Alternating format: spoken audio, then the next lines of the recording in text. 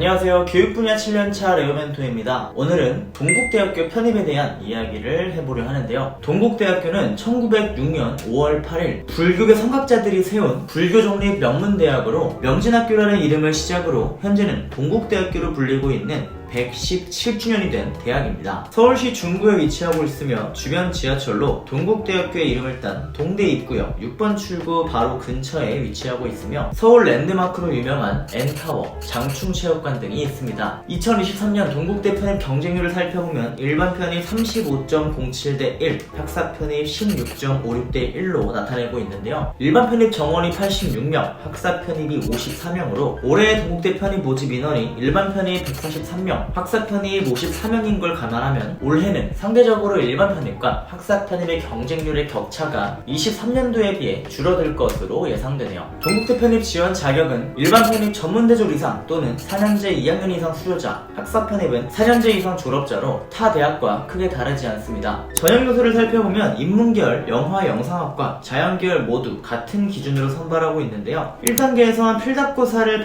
100% 반영하고 5배수로 선발합니다. 2단계에선 1단계 성적 70%와 전적대 성적 30%가 반영되고 있네요. 단 필답고사는 학과에 따라 달라지는데 인문계열, 영화 영상학과는 영어, 자연계열은 영어와 수학을 통해 학생을 선발합니다. 문제 유형은 객관식 오지선다형으로 인문계열, 영화 영상학과는 영어 총 40문항을 70분 동안 치르며 자연계열은 영어 20문항, 수학 20문항으로 총 90분 동안 시험을 치른다고 명시되어 있네요. 편입 시 영어 또는 수학을 보는 대학이라면 당연히 필답고사가 가장 중요합니다. 기본적으로 점수 반영 비율도 가장 높고 이 편입생을 평가할 때 어느 학교 출신인지, 이전 대학 성적이 어떤지는 객관적인 평가가 어렵기 때문에 가장 객관적인 결과를 놓고 평가할 수 있는 시험을 치르겠다는 의미니까요. 특히 자연계열은 영어와 수학 모두 같은 20문항이라도 수학 배점이 더 높고 동점자 처리 기준에 있어서 수학 성적 상위자, 그 다음 수학 고배점 문항 우수자를 선발하기 때문에 수학에 포커스를 두는 게 중요합니다. 편입 영어, 특히 편입 수학은 난이도가 상당하기 때문에 주어진 90분이라는 시간 동안 문제를 다 풀지 못하는 경우가 자주 발생하죠. 때문에 주어진 시간 안에 문제를 다 풀 수 있는 연습이 중요하고 이를 위해 타임어택식으로 공부를 해주시는 게 매우 중요합니다. 자연계열을 하면 90분 중에 최소 50분 이상은 수학 문제를 푼다라는 생각으로 준비를 해주셔야 하고요. 필기고사 다음으로 전적대 성적을 30%나 보는데 이 30%라는 수치는 결코 낮은 수치가 아니기 때문에 아직 성적 관리를 할 수 있는 상황이라면 이 부분도 충분히 신경을 써주시는 게 좋습니다. 오늘은 동국대학교 편입에 대한 이야기를 해봤는데요. 편입을 준비하시는 분들은 각각의 상황도,